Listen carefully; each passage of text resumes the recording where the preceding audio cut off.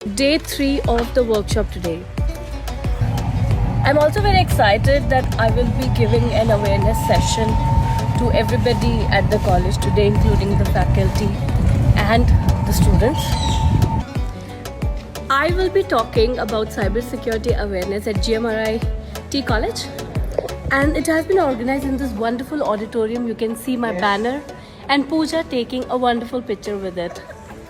So we are going live on our channel. Stay tuned.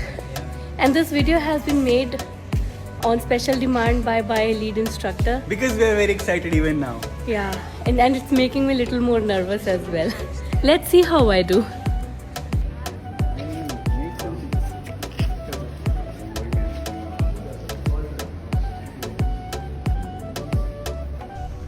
First rule of cyber safety: protect yourself and protect your family. Just imagine what kind of priceless data might be on your college website.